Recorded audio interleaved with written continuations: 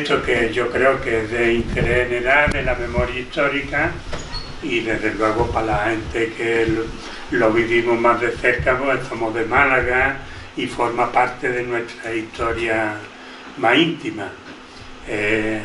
Ahí decía una de las profesoras de historia que ha salido hablando, decía que cuando la gente volvía a los pueblos los fusilaban sin juicio y sin nada. Me he acordado de mi abuelo. Mi abuelo le hicieron un juicio, lo condenaron a cadena perpetua, pero cuando fueron a comunicar cómo sería el juicio, él no estaba en el juicio. Cuando le comunicaron a la cárcel que estaba condenada a cadena perpetua, la cárcel de Málaga devolvió la comunicación diciendo que ya estaba fusilado, que ya no había remedio, ya no se podía aplicar la cadena perpetua. Esa era la situación. Bueno, hay muchas de las cosas que voy a ir sacando, pues ya yo creo que el documental es bastante bueno, pero bueno, y contaré cosas que no hayan salido ahí. Hay una cosa que me interesa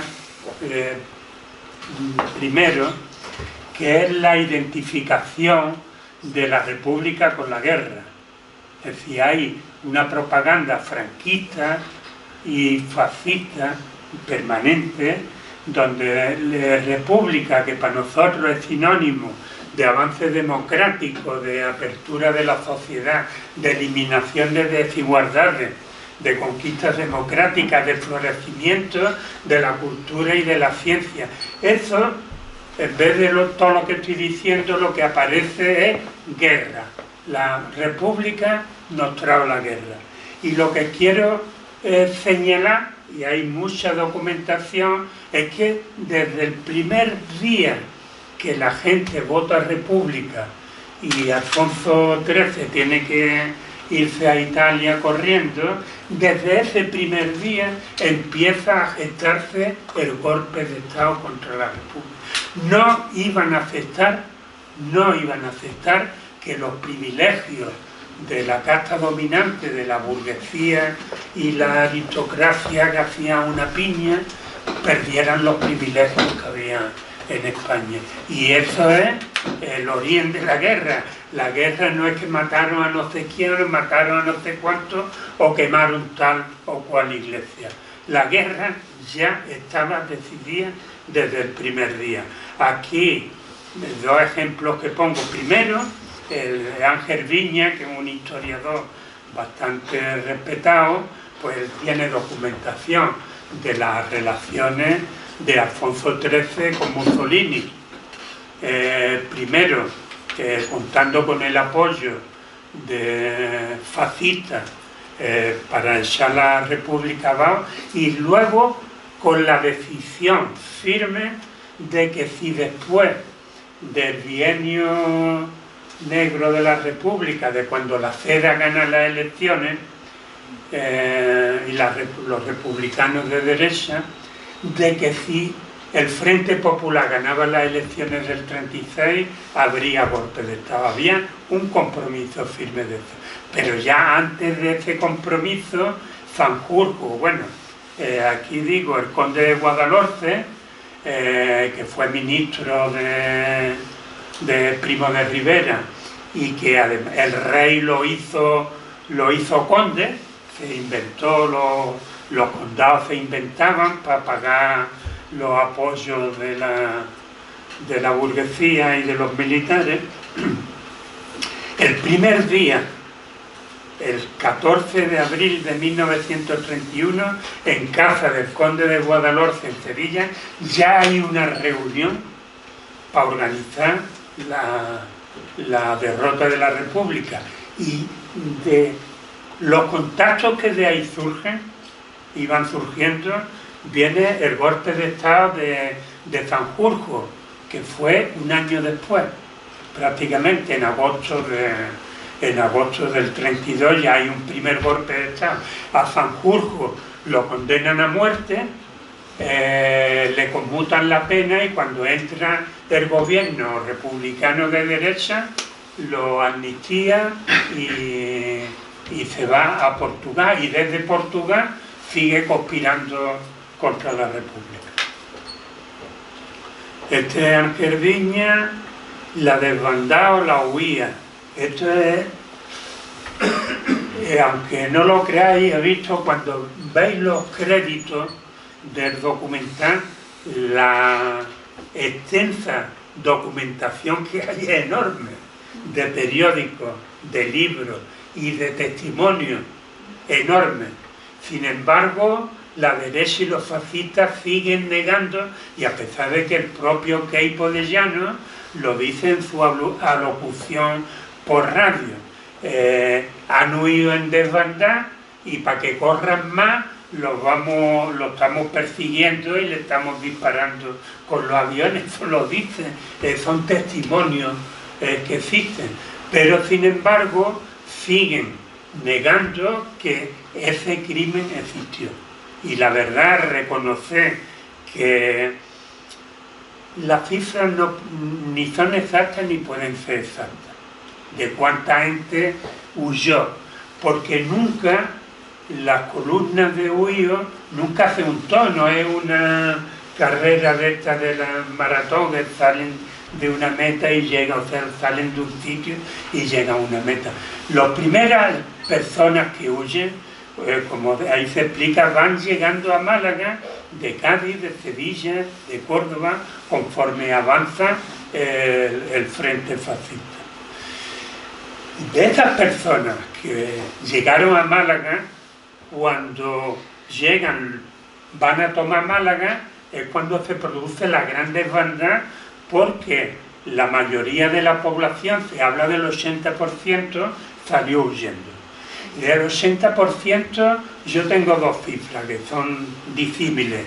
Una de 150.000 personas que vivían allí en Málaga, más otras 80.000 que ya estaban en Málaga refugiados. Pero yo tengo datos del Ayuntamiento de Málaga que habla de un censo en esos años de 200.000 personas. Pero más allá, 50.000 personas más, 50.000 personas menos, lo que es cierto es que más de 200.000 personas huyeron. Y ya desde Málaga, de gente que vino a refugiarse a Málaga, tenemos testimonios directos de gente que vuelve a su pueblo, o gente que llega a Torre del Mar y se vuelve, familias que se dividen. Y la principal división en el río Guadalfeo.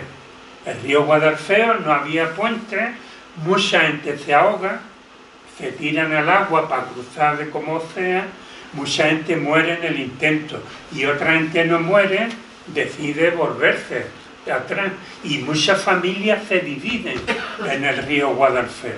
Y tenemos también testimonios directos de personas, de familias que se dividieron en el río Guadalfeo, pasó el marido y la mujer se quedó atrás, los niños, muchísimos niños perdidos. Esa es la realidad, pero lo cierto es que fueron muchísimas. Y en cuanto a las víctimas, es muy difícil. Constantemente, por toda la carretera, la gente, las personas que sobrevivieron, hablan de personas muertas a lo largo de toda la carretera. Eso, hace poco, en esta última desbandada que hemos hecho, un hombre de 90 y tantos años estuvo charlando con nosotros en el puente de la Antigua Nacional 340 que divide Málaga de Granada. En ese puente, su casa está por encima del puente, en un cerro. Y él nos habló, allí nos contó, ahora, hace días, en febrero, nos contó 2 fosas de gente muerta que enterraron. Eran antiguos caleros. Un calero es donde hacían la cal, en el campo. Y la cal hacían como una especie de hoyo redondo, profundo, y ahí quemaban las piedras y de ahí no sé cuál proceso químico, eso, de ahí sacaban la carne. Bueno, pues aprovecharon esos hoyos para echar cadáveres, y esos cadáveres lo echaron piedra encima. Y este hombre decía, claro, la gente iba corriendo porque tenía los bombardeos de los aviones detrás.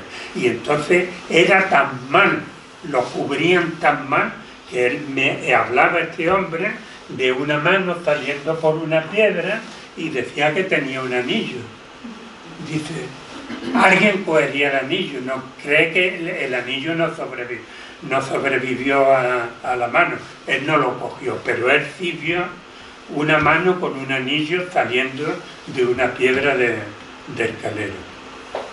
Entonces se habla de entre 3 y 5 mil víctimas que Paul Preston, uno de los ingleses españoles, los que han estudiado el tema, da esta cifra. Hay otras cifras más modernas que hablan de entre 5 y 8 mil.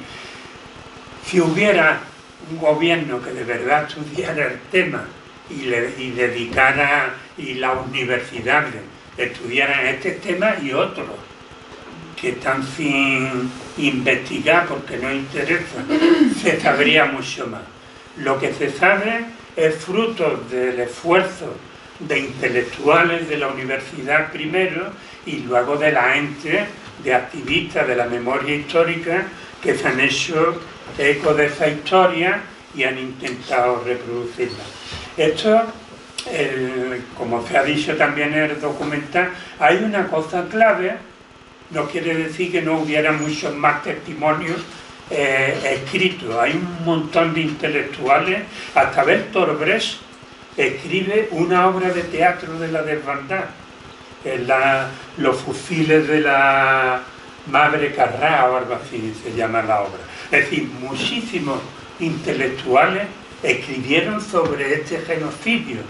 Lo que pasa es que 40 años de silencio franquista habían borrado esa historia.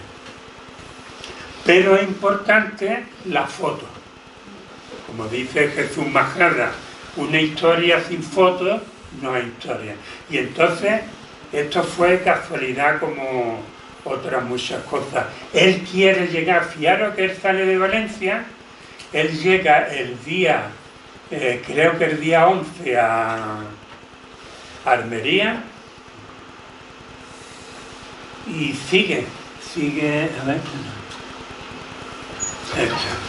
en Arban Betún. Él llega el día 11 a Almería pensando que Málaga no ha caído todavía, es decir, no había móviles, era difícil las comunicaciones. Él sale de Valencia para cubrir la batalla de Málaga y en Almería ya le dicen que el frente ha caído, que Málaga ha caído. ¿Dónde está el frente? Nadie lo sabe. Nadie sabe dónde está el frente el día 11. Y él decide continuar buscando el frente. Y entonces no sé si conocéis Almería, si veis un mapa, hay una península que es la del Ejido, que hace así, es como una península, y hay una línea recta que cruza esa península. Esa línea recta es una línea de unos 50 kilómetros. Cuando él sale de Aguadulce, que es donde empieza esa línea recta, hasta Balanegra, que está en el otro lado, ahí lo que se ve es una recta inmensa que se pierde en el horizonte. Pues ahí ya se encuentra con la desbandada, con la vanguardia de la desbandada, y ve que es una fila interminable de personas. Entonces avanzan con el coche, era una furgoneta preparada para transfusiones sanguíneas en el frente, porque muchos soldados morían no porque tuvieran heridas graves, sino porque se desangraban. Entonces, esto hay una novela de Almudena Grandes, lo cuenta muy bien, habla de Norman Betún, o Beshún, dicen, y cuenta muy bien cómo a un soldado que le hacen una transfusión y le meten sangre, de estar blanco como un cadáver empieza a recobrar color y como si le estuvieran metiendo la vida. Es realmente lo que se hace con una transfusión de sangre a una persona que está desangrada. Entonces, claro, él, mientras llegaba al soldado a un hospital en la retaguardia, moría. Con el equipo de transfusión de sangre en el frente salvaron miles y miles de personas. Norman Beshún decía que era comunista, era de las brigadas internacionales, pero que él venía a la guerra a salvar vidas, no a matar a nadie. Y de hecho es lo que, el tiempo que estuvo, es lo que hizo.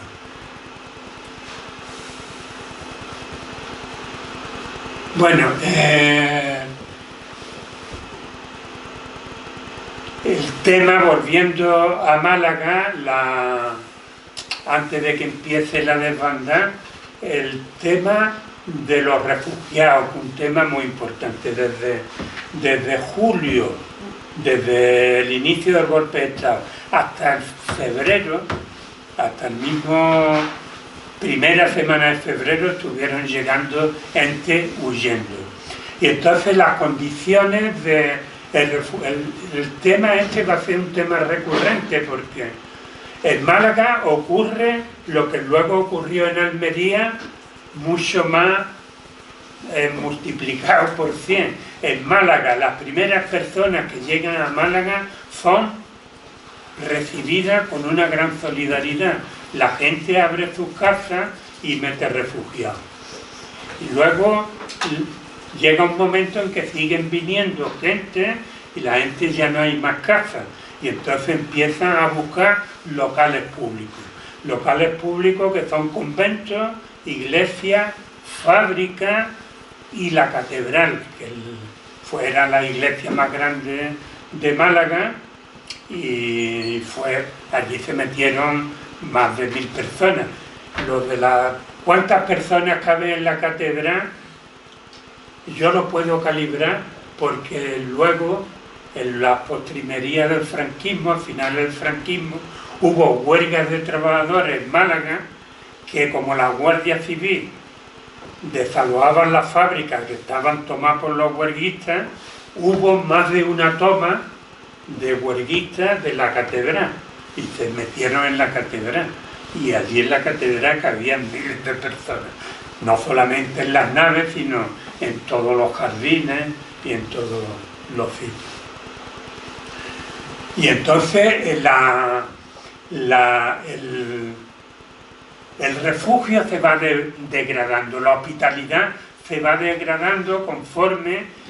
Málaga era una ciudad sitiada, ahora veremos el mapa que está ahora, era una ciudad sitiada por el norte, por el oeste, y tenía el mar delante, que además le atacaban los cruceros militares franquistas. Y lo que le quedaba era el estrecho paso de la costa en dirección a Almería. Y por ahí tenía que venir la ayuda militar y tenía que venir la ayuda alimenticia, porque cuando caen los pueblos del entorno de Málaga se pierden los víveres. Es decir, los pueblos agrícolas son los que mandan trigo, ganado, etc. En la desbandada, voy cambiando de registro, en la desbandada que hacemos ahora, y que lo hacemos para recordar eso, pero es como si hiciéramos un ejercicio de minería, de sacar de la tierra un montón de conocimientos que no están en los libros. Entonces, pero son documentos vivos, personas que vienen a contarnos lo que sus padres o sus abuelos o sus bisabuelos vivieron. Entonces, este año no, hace 2 años hubo un compañero que vino y luego hasta otro año más, este año ya no lo he visto. Este contaba de su abuelo que era tratante de ganado, de Granada. Y entonces su abuelo, el gobierno republicano, le pagó para que fuera recopilando ganado, y luego él iba, poco antes de la caída de Málaga, llegó a Málaga con mulas, caballos, vacas, es decir, todo lo que pudo recopilar por esos campos y esos cortillos desde Granada hasta Málaga para darle de comer a la población de Málaga. Se pasó mucha hambre, no el hambre que luego se pasó, sino se pasó el hambre de una ciudad sitiada que no le llegaba comida. Hay otra anécdota que también hemos vivido en la desbandada, y pasamos todos los años por delante del barco del arroz. No sé si habéis escuchado hablar del barco del arroz. En Andalucía sí, el barco del arroz es un barco muy famoso, pero nadie sabía el origen, o la gran mayoría no sabía el origen. El barco del arroz realmente existió, yo creí que era... Está más perdido lo que se dice, la frase malagueña, también gaditana y sevillana, está más perdido que el barco del arroz, cuando alguien no lo localizamos. El barco del arroz era un barco que esperaban los malagueños, un barco de verdad, que esperaban los malagueños y que venía cargado de comida, también que venía de Cartagena, venía de Murcia, y lo hundieron un poco más allá, pasando Nerja, lo hundió un submarino italiano. Entonces se salvaron todos los marineros porque el barco vio al enemigo y puso la proa hacia la playa con idea de encallar la playa, salvarse del hundimiento y salvar los víveres que llevaba, pero lo hundieron antes de llegar.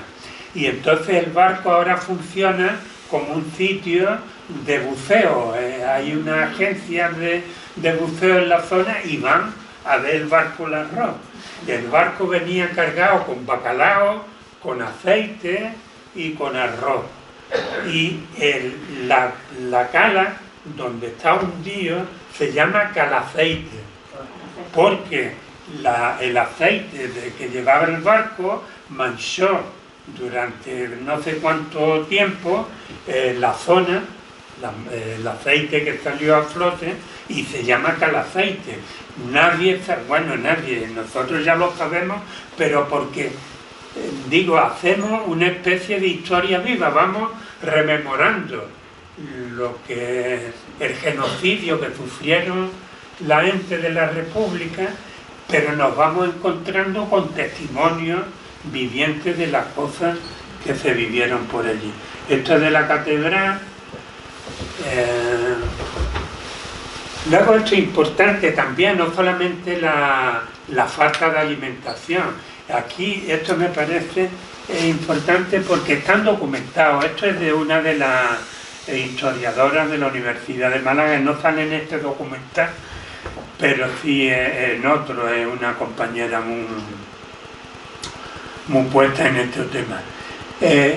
Documentar los hospitales desde julio del 36 a febrero del 37, 1.190 fallecimientos de niños, solamente de niños, de enfermedades que no pudieron curar porque no solamente faltaban alimentos, sino también faltaban medicamentos y sitios para los hospitales. Lo que vemos ahora que tenemos la guerra tan cerca, pues ya estamos un poco puestos en esto, como la falta de medicina y de hospitales destruidos o sin médicos, pues produce la muerte de miles de personas.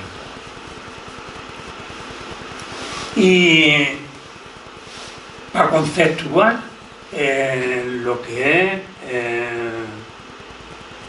la calidad humana, por decirlo de alguna manera, de los fascistas. Luis Bolín, que fue era un miembro de la burguesía malagueña y que participó en la financiación del golpe.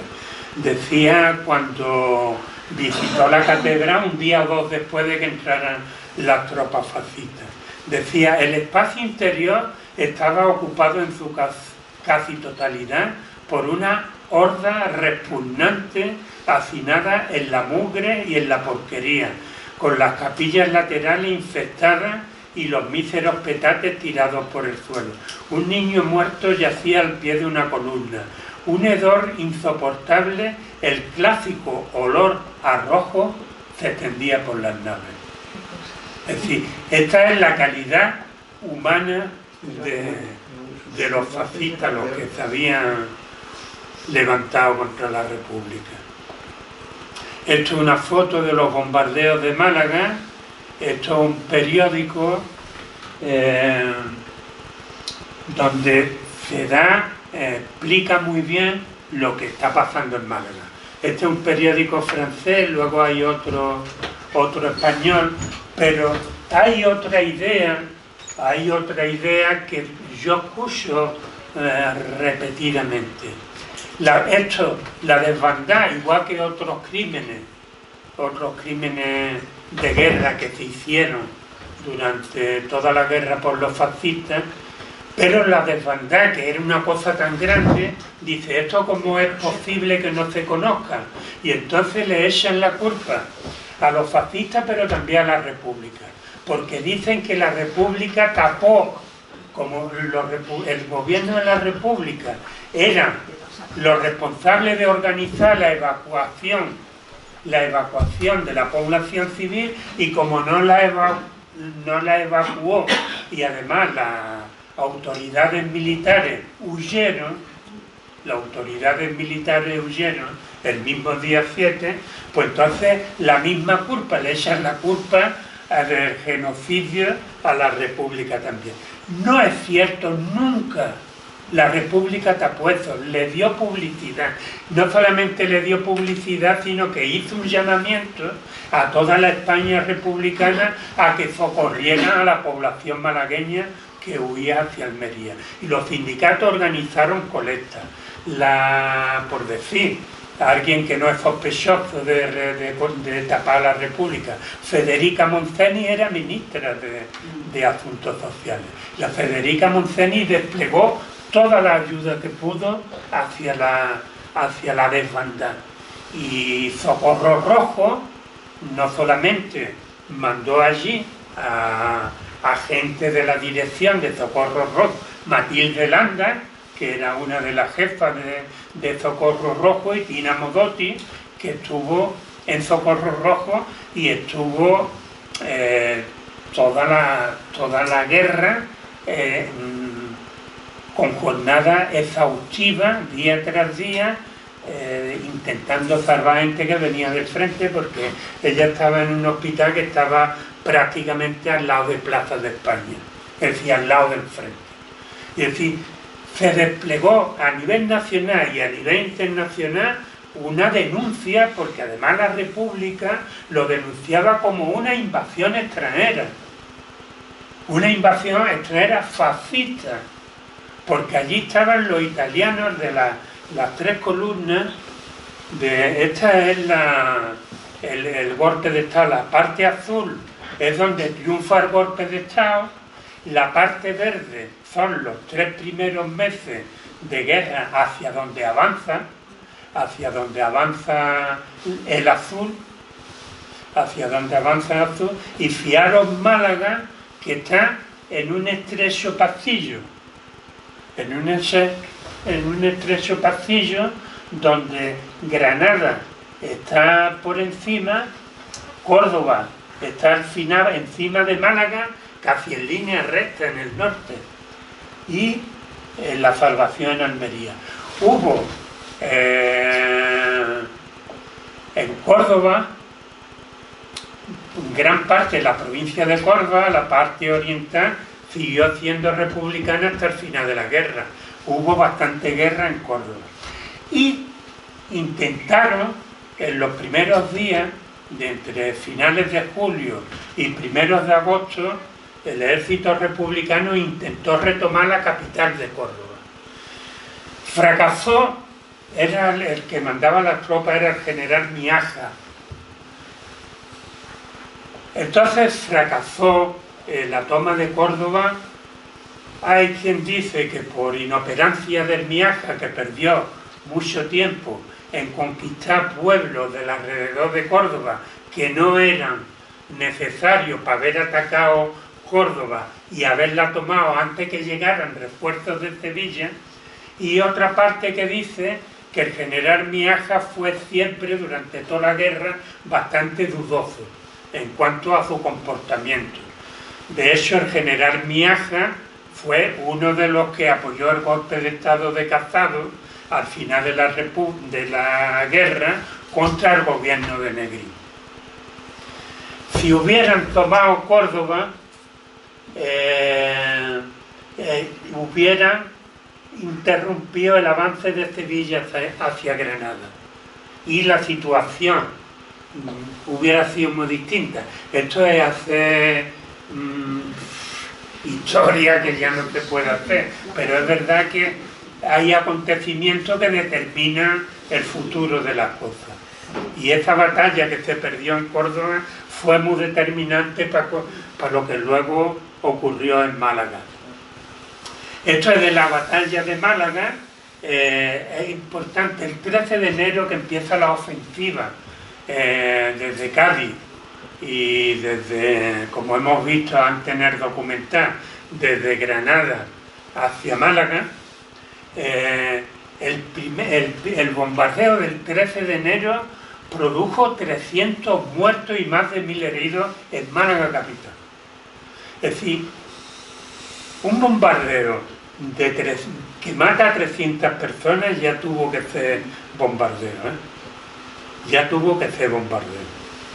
Y luego pues la diferenciación de fuerzas, venían con artillería, con tanques, los italianos, bueno, las tropas que tomaron Málaga eran las columnas italianas, fascistas, y el ejército nacional que ha dicho el documental, las tropas nacionales o el ejército nacional. Las tropas nacionales eran los marroquíes, el cuerpo del ejército de Marruecos, mandado por el primo de Alfonso XIII, que era el que mandaba esta columna.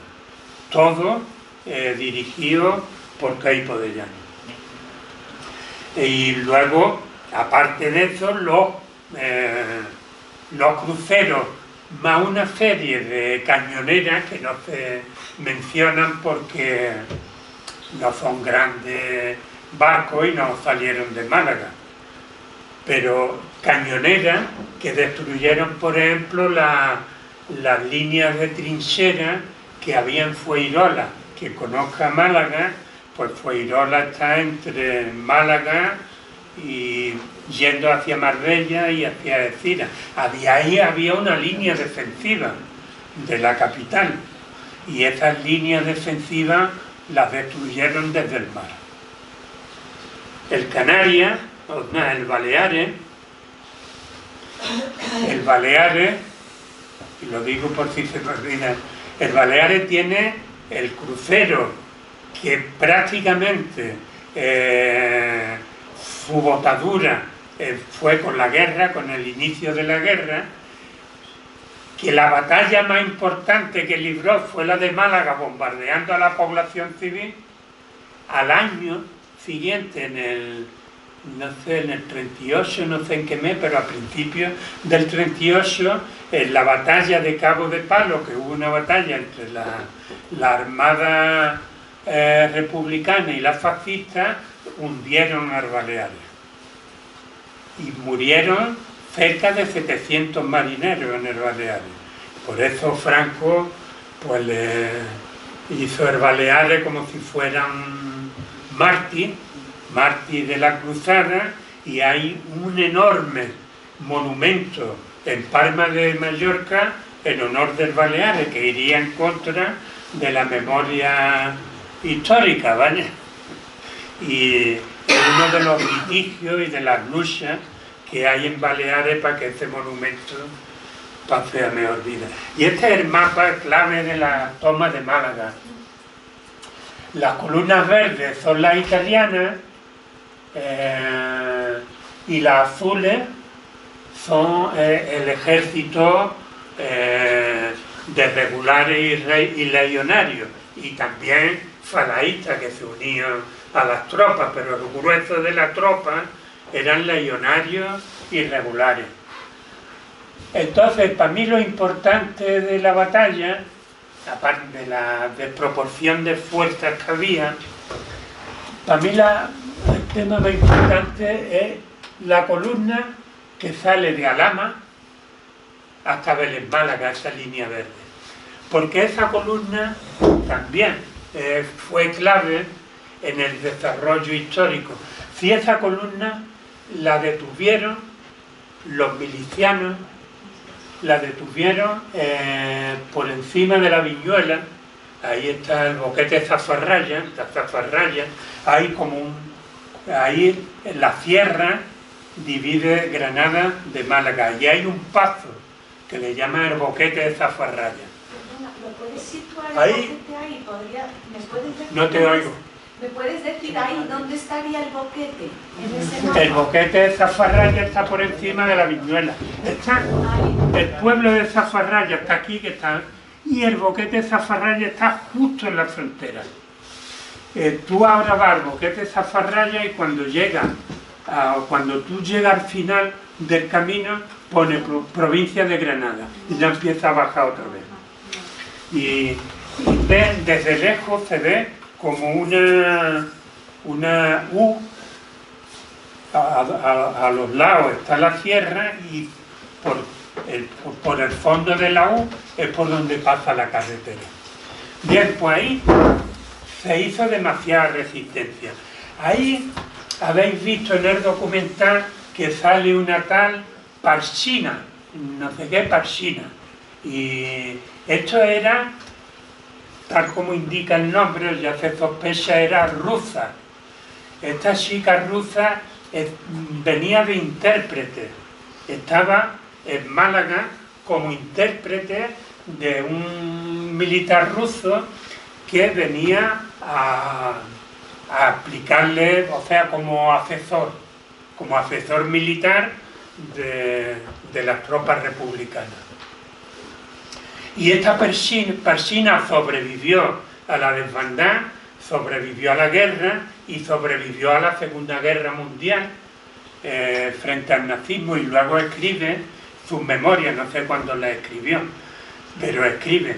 Y ella cuenta cómo fue ella con un comando, porque como era traductora, pues iba con los comandos, pues tenían que traducir, y en esa zona para volar puentes por donde tenían que bajar las tropas fascistas.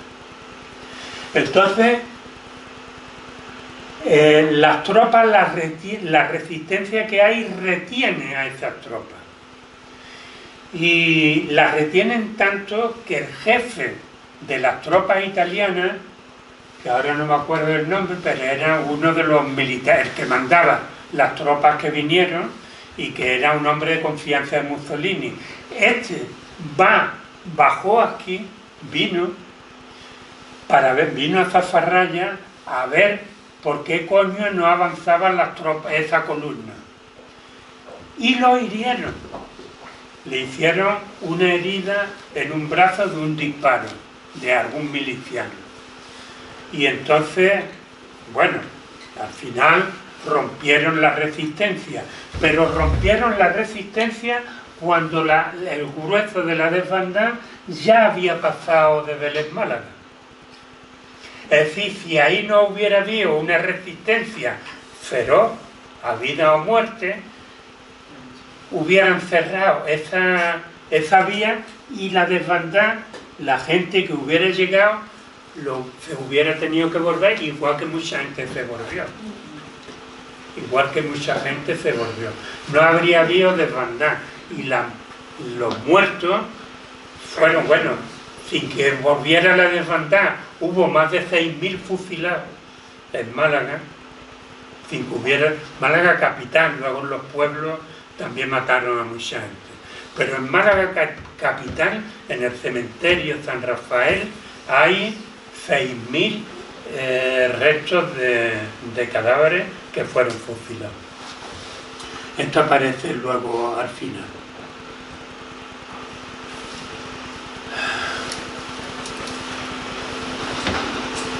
Bien, eso es lo que he explicado. Estos son los italianos encima de Málaga. Al final se ve una torre. Esa torre es la torre de la Catedral de Málaga. Se ve al fondo, ahí. Eso es en la víspera. Esto sería ya el 6 de febrero, incluso el 7 de febrero. Bueno, ¿por qué huía la gente? Pues lo huía porque ya sabía cómo se comportaba el fascismo. Sí, la mayoría porque se identificaba con la República, no con los fascistas, pero mucha gente huía de puro pánico, porque con los fascistas venían los legionarios y los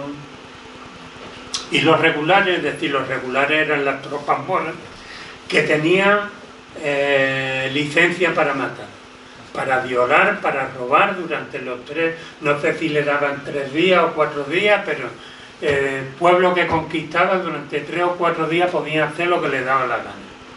Y hubo barbaridades de todas clases que se iban transmitiendo, que la gente que huía, pues iban transmitiendo a los sitios donde llegaban. Bueno, luego están las famosas frases de Queipo de Llano, de que los valientes legionarios le van a enseñar a las mujeres rojas, que son todas unas putas, lo que son los hombres de verdad. O aquellos de la pasionaria, dicen, como vamos a coger muchos prisioneros y muchas prisioneras, sobre todo por las prisioneras, se van a poner muy contentos nuestros legionarios y van a provocar la envidia de pasionaria, que es la más puta de todas, que ya le gustaría pillar a un legionario. De algún lado venía el machismo.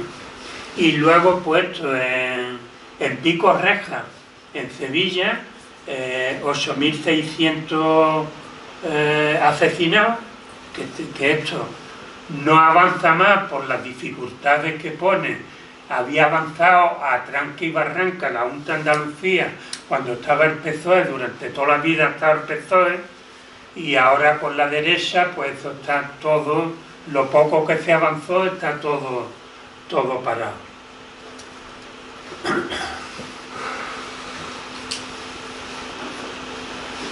Bueno, muchos testimonios pues están borrados, no son conservados y han destruido mucho. Rodolfo Martín Villa, por ejemplo, lo dice Ian Gibson, que Martín Villa hizo mucha limpieza de archivos para no dejar culo al aire de los fascistas. Estas son las fosas de Málaga que acabo de relatar.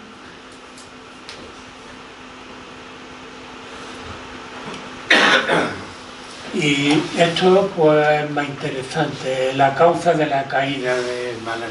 Vuelvo a insistir en la idea de que la República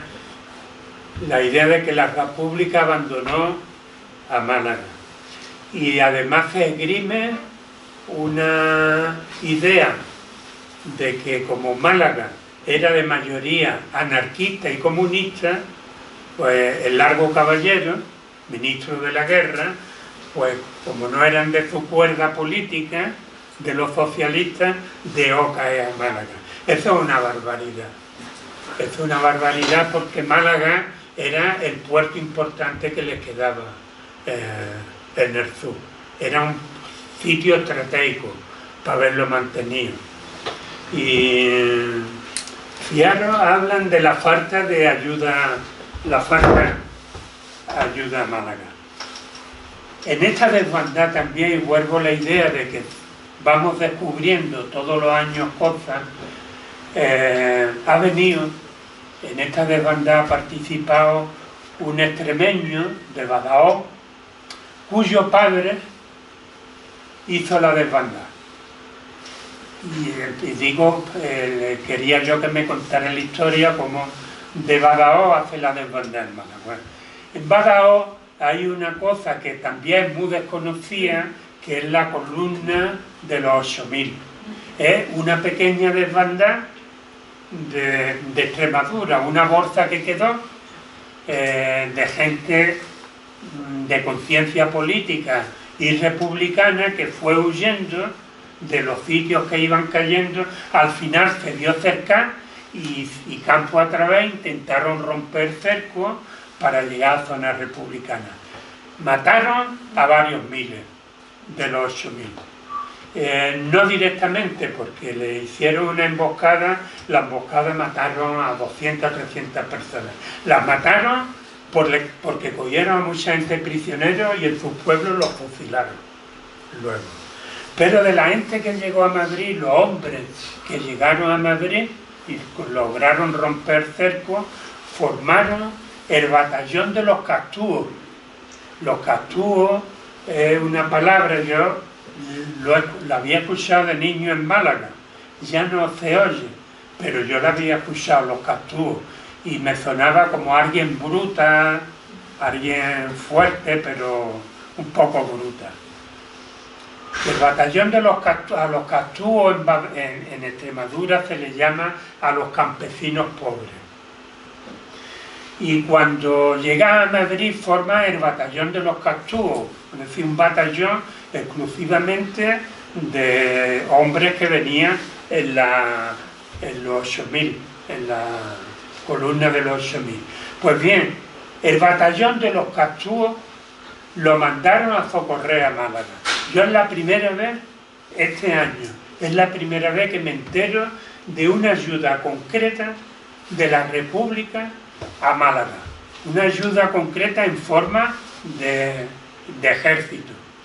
Este hombre, por lo que le contó su padre, dice que estuvieron una semana o 10 días combatiendo, antes del 7 de febrero, que el frente cayó y entonces él huyó junto con toda la desbandada. De manera que, y que él quería hacer la desbandada igual que otras muchas personas, porque tienen familia que la hicieron y vienen como una especie de homenaje a su familia y a sus antepasados. Pero el hecho concreto es que la República mandó un batallón de gente que además, gente muy firme, muy dispuesta a pelear porque ya habían venido huyendo de Extremadura y habían formado. Me están diciendo que... Acabando. Sí. Bueno, ahí ponen el batallón de los castúos. Aquí habla del papel fundamental que jugaron las brigadas internacionales, brigadas mixtas, porque también era ejército republicano, para detener el avance. Mussolini había dicho que en una semana llegaba a Almería. Eso está en la prensa también. Entonces los pararon en Castel del Ferro, de Castel del Ferro lo echaron para atrás hacia Calahonda y luego cuando las brigadas las mandan a otro frente hay un nuevo avance de los fascistas que vuelven a tomar Calahonda y ya de ahí no pasaron. La guerra se estabilizó entre Calahonda y Castel del Ferro y en el centro, en una línea que subiendo para arriba divide al Mulhacén, que fue republicano toda la guerra, y el Veleta, que fue fascista toda la guerra.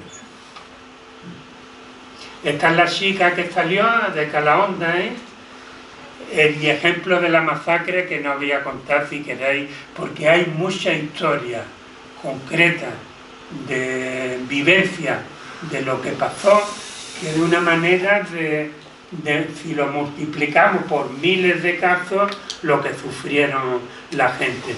Y esto es un monumento hecho por suscripción popular que la Asociación de la Desbandada ha puesto al borde del río Guadalfeo. Ahí está viendo, hay un movimiento memorialista en Málaga, donde esto es lo más grande y más bonito que hemos hecho, pero en los pueblos del interior de Málaga que han empezado, han recuperado la historia de la huida de sus pueblos, están haciendo monolitos pequeños y ya hay en varios pueblos, en homenaje a la desbandada. Aquí lo veo. Disculpa, Manolo.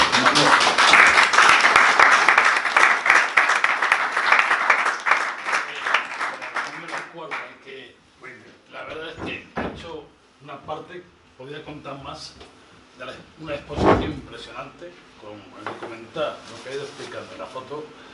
Os ha hecho una exposición, Manolo, con el documental, con la foto y lo que ha explicado Manolo, ha hecho una exposición preciosa de la historia de lo que ocurrió. Yo, vamos a ver, voy a pedir las palabras, depende de la cantidad de palabras, se corta, interviene Manolo dentro de lo... Y luego continuamos, que no sé la hora que es. Bueno, tenemos 5 minutos, 10 minutos. Pues, Una pregunta. espera. Manolo, yo veraneo mucho por esa zona, sobre todo en Torre del Mar. Ahí. Hoy he interactuado un poco, bueno, no me entero. Manolo, ¿estás pendiente, no? Y yo veraneo por Torre del Mar, voy mucho por allí, y he visto que el monumento pequeñito que hay en la carretera, y sin embargo, ya ves que en Torre del Mar, medio parque, está dedicado a hablar de Befo. O sea, vamos, una cosa extraordinaria. Te quería hacer una pregunta sobre el tema del farero. ¿Es leyenda o es verdad? Esa es la pregunta. Es leyenda. Esa Esa es la pregunta, porque Nieves como Otra está pregunta, diciendo... vale, otra pregunta. Esa es la pregunta. Sí, que había pedido la palabra, no sé si había alguien más. Sí, bueno, Espera, vamos a ver. ¿Tu nombre? Eugenia. Y luego, pues, yo había pedido la palabra, pero te cedo la palabra y luego me pides la palabra. Bueno, es un poco para completar el comentario de Manolo de que se dice que no hubo ayuda a la gente de la desbandada. Mi padre llegó desde Loja, por el Boquete, y no había sitio ya, y entonces ahí les tocó en el altar mayor de la catedral. Estuvieron ahí desde agosto, septiembre del 36 en el altar mayor hasta que salen, ¿no? por la carretera. Y lo que dice Manolo del hambre y de todo, mi padre dice, bueno, él dice que se convirtió en un pillo porque tenían que salir a buscar comida como fuera. Entonces que se iban a esperar a los que venían pescando y que cogían de allí, en fin, bueno, la historia es muy larga, pero el caso es que cuando ellos por la carretera llegan a Almería, ahí ya había esperándoles un comité de refugiados. O sea, es verdad que no tenían comida ni había nada, pero en los pueblos sí había comités de refugiados esperándoles por lo menos, pues bueno, para el consuelo de tal. Y cuando ellos llegan a Almería, el comité reparte a los niños y a las familias por los pueblos de alrededor. Cada niño, mi padre y todos mis tíos y mis tías, cada uno fue recogido en una casa de un pueblo, y ahí estuvieron mucho tiempo. La República sí estuvo ayudando a la gente, lo que pasa es que las criaturas, es que no podían, quiero decir, los comisarios políticos y todos estaban ya un poco en desbandada también, ¿no? Entonces nada, quería simplemente que los testimonios sí que dan fe de que sí que la República ayudó a la gente que iba llegando. Sí, Mi me nombre había es pedido Elisa. Elisa. Elisa. Yo quería preguntar, ¿por qué entonces también la República, guardó silencio, cuando ya ha llegado la democracia, no se ha aireado la desbandada? Eso habría que preguntarle a Felipe González. No se ha aireado nada. Si no os importa, pues que vaya ahora a contestar. Me había pedido la palabra, voy a ahorrarme, me gustaría hablar más cosas, pero vamos a ver. Lo primero, deciros que la pérdida de Málaga fue la pérdida, la antesala de la pérdida de la República. Como bien se ha hecho aquí, bajo mi punto de vista, no hay una duda.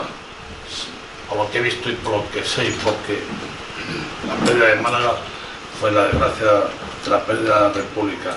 Luego, otro tema, la familia Botín, cuando llegó la República, sacaron una cantidad de dinero, la familia Botín, sacaron una cantidad de dinero impresionante de España porque no admitían que llegase la República. Y eso está más que demostrado, bien demostrado. Hubo 7 intentos de golpe de Estado de cuando llegó la República hasta el último golpe de Estado, los dos más conocidos y el otro por desgracia. 7 golpes de Estado, ¿no? O sea, no aceptaron la idea de la República. Voy a hacer una referencia pequeña. Yo soy nieto de la desbandada. Raquel, que está aquí, conoce a mi tía. Mi tía en noviembre cumplió 93 años. Estaba mi tía, mi otra tía y luego mi madre y mi abuela. Huyeron, bueno, primero, las tropas franquistas, lo de febrero es el punto final, digamos, pero las tropas franquistas empiezan antes a tomar toda esa zona. Mi pueblo, por ejemplo, yo soy de Campillos, la comarca de Antequera, donde está Humilladero, Teba, zona roja y luchadora de toda la vida. Mi pueblo lo tomaron los franquistas el 13 de septiembre del 36. Mi madre, mi tía que vive, mi otra tía, mi madre y mi abuela huían para Torredemar. No pudieron llegar. De regreso como podían, dormían en casa de gente, camaradas, gente republicana, y cuando llegaron al pueblo os podéis imaginar. Fue horrible, horrible. Mi abuela fueron a buscarla a la cárcel, se libró. Por lo que me han contado 3 personas del pueblo, la persona que pudo sacar a mi abuela le dijo que sacase más gente. Y eso son 3 versiones de 3 personas distintas. Y consiguió porque esta persona era quien era. Voy a dar un dato muy importante. Solo mi pueblo, hasta hace unos pocos años, era el 18% de mujeres asesinadas. Un 18%. Hasta hace muy poco, se ha llegado un 20% de mujeres asesinadas en Campillos. Soy de Campillos. Un 20% es una monstruosidad en aquella época por los habitantes, y ahora que sepamos, que yo sepa y que sepamos, no hay ni un, ojalá, y así en base, ojalá que sea así, no hay ni un pueblo o ciudades que en comparación haya tenido un 20%. Voy a hacer también otro comentario. Como bien dicho, mi tío, el marido de mi tía, que ahora cumple 98 años, pues tiene también toda una historia impresionante. Su padre fue el que hizo la silla, lo del Caminito del Rey, al final la silla, él, por su profesión, y otra persona fueron los que hicieron la silla, la famosa silla. Y bueno, diría más cosas, pero no me voy a extender. Y bueno, pues horrible lo que pasó en estos pueblos. Yo hablo mucho con mi tía y bueno, pues me cuenta, y a ver si hay otra oportunidad y voy, y a ver si nos puede contar algunas cosas más. Y bueno, pues por mi parte... Con respecto a lo del faro, la culpa es nuestra de la desbandada. Pues nosotros, como yo he explicado, vamos haciendo historia y vamos buscando historia también. Y allí este hombre, que es de Torredemar, hay un historiador que él se autodenomina historiador de Torredemar. Él no está dando clases en ningún sitio ni nada. Él trabaja, yo lo conozco personalmente, he hablado con él. Él trabaja de recepcionista de noche en un hotel de Nerja. Pero él hace sus pinitos, escribe artículos en periódicos locales. Y él fue en la desbandada en 2017, se cumple el 80 aniversario de la desbandada, ¿verdad? Y entonces cuando se decide, aprovechando ese 80 aniversario, hacer una marcha a pie desde Málaga hasta Almería, porque pensábamos que en el 80 aniversario había que hacer algo especial, porque todos los años, desde el principio del 2000, todos los años se hacían cositas, pero una en Málaga, otra en Granada, otra en Almería. Hacer una cosa que uniera Málaga con Almería nos parecía especial. De hecho, así fue, porque de pronto llamamos más la atención que en todos los años anteriores. Y entonces era para un año, pero visto el resultado, pues decidimos hacer una asociación específica para esto y hacer todos los años hasta donde lleguemos, porque se nos van muriendo los compañeros. La marcha la hacen jubilados, básicamente. Los fines de semana sí vienen muchos jóvenes, pero lo que es el núcleo de la marcha, que está en torno a más de 200 personas, son jubilados y jubiladas. Jubiladas que es el mismo número que jubilados, van muchísimas mujeres a la marcha.